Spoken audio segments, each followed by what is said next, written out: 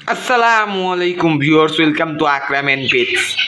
Viewers, ভিডিওর thumbnail ও title দেখে নিশ্চয়ই বুঝে গেছেন যে আমার মুরগির বড় বাচ্চাগুলার অসুখ অসুখ হয়ে গেছে, যেগুলার বয়স বর্তমানে 3.5 মাস। টোটাল 4টা বাচ্চার অসুখ হয়েছিল। এর মধ্যে একটা বাচ্চা তার জব করা লাগছে, ওটার অবস্থা খুব গুরুতর ছিল হলো।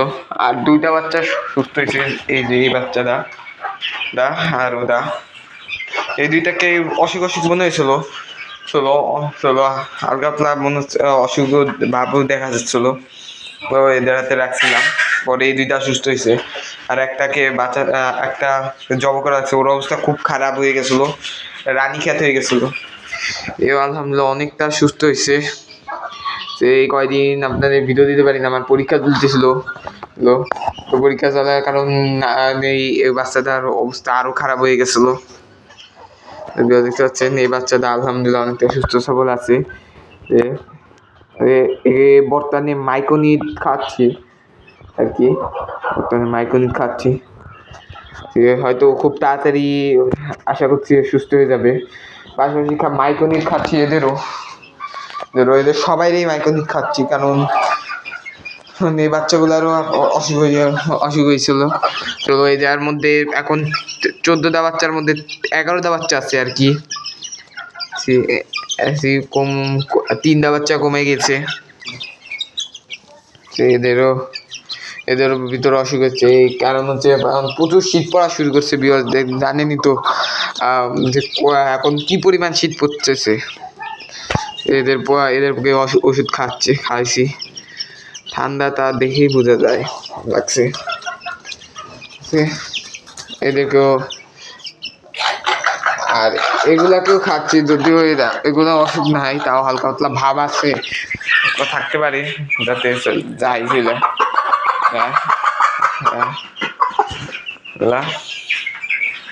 আর এটা তো দেখতেই পাচ্ছেন যে আমার বড় বাচ্চাগুলা যাদেরকে আমি বাইরে পালন করতাম, ওগুলোকে ভিতরে নিয়ে এসেছি। এই যে ভিউয়ার্স এখন ভিতরেই থাকে। এই যে ভিউয়ার্স দেখতে পাচ্ছেন এই বাচ্চাটাই তো বাইরে নেওয়ার জন্য করতেছে। ওকে এখনো বাইর করা যাবে না, আরো 2-3 দিন গেলে পরে বার করা যাবে। তবে এটা এখন আমার সব বাচ্চাগুলা, এই যে ভিউয়ার্স শুনতেই তো পারলেন যে কাশি শব্দ। তো এটা হচ্ছে বর্তমানে বাচ্চা আসছে, দাবের আপডেট। বাচ্চা সংখ্যা কমে গেছে, বাড়াতেও পারছি না, কারণ এখন শীত, আবারও বাচ্চা ফুটাতাম। তা আমি এটা হচ্ছে আজকে আর একটা মেয়ে অনেক দিন ধরে অনেক দিন ধরে ভিডিও দিই নেই, এই কারণে আন্তরিকভাবে দুঃখিত। প্রায় 1 সপ্তাহ ভিডিও দিইনি এবার আবারও রেগুলার ভিডিও দিব। এখন যদি তো বাইরের এসে যাই তাহলে দেখতে পাবেন বাইরের কোনো পশু পাখির ক্ষতি হয় না আপাতত। তো ওই জায়গায় ভিউয়ার্স দেখতে পাচ্ছেন যে একটা চীনা হাঁসের বাচ্চা খাচ্ছে, ওর হাতে আর একটা সঙ্গী আছে, ওটা মতো ওই জায়গায় ওই যে ভিউয়ার্স এই 2টা চীনা হাঁসের ছোটো বাচ্চা আর কি এগুলা। আর ওই পাশে আছে আমার চীনা হাঁসের বড়ো বাচ্চা, আলহামদুলিল্লাহ 4টাই সুস্থ সবল আছে। আর এই যে হচ্ছে আমার বাড়ির সবচেয়ে বুইরা মুরগিটা, আলহামদুলিল্লাহ সুস্থ সবল আছে আলহামদুলিল্লাহ। হচ্ছে আমার নতুন ডিম পাড়া মুরগিটা, হয়তো আবারও খুব তাড়াতাড়ি ডিম দেবে। ডিম পাড়া কয়েকদিন স্টপ লাগছে। ওই পাশে যাই তাহলে দেখতে পাবেন, ওই পাশে আমার 2টা মুরগি কুইচা আছে এই জায়গাটা। এর মধ্যে আসলে কুইচা হইলে আর ছাড়ে না এরা সহজে। ভিউয়ার্স এই যে ভিউয়ার্স দেখতে পাচ্ছেন ছেড়ে দিয়েছি। আর এই যে আর একটা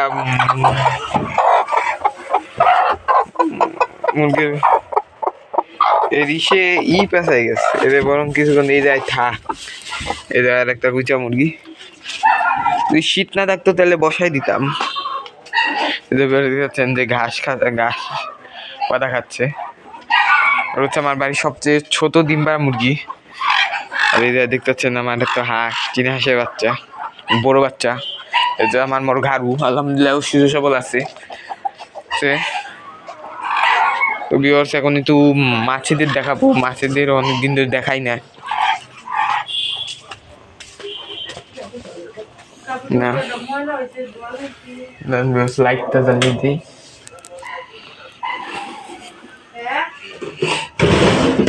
দাঁড়ান, এখন এদের মাছের খাবার দেবো। ভিউয়ার্স চলে এসেছি মাছের সেটাবে। আমার সব মাছ একসাথে, ছোট বড় সব মাছই আছে।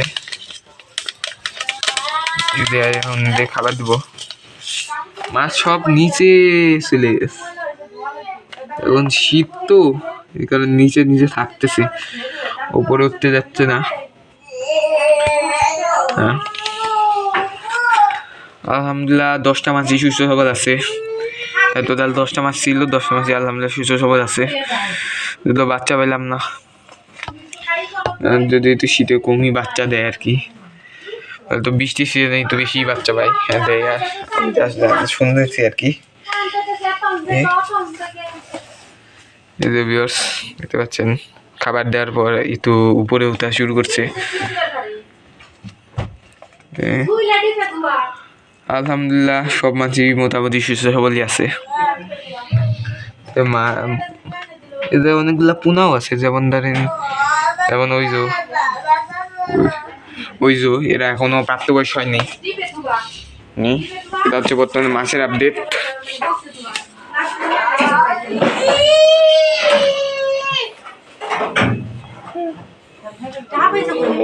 তো এই ছিল আজকের ভিডিও। আশা করি ভিডিওটি ভালো লেগেছে। ভিডিওটি ভালো লাগলে চ্যানেলটিকে সাবস্ক্রাইব করে পাশে থাকুন। আল্লাহ হাফেজ।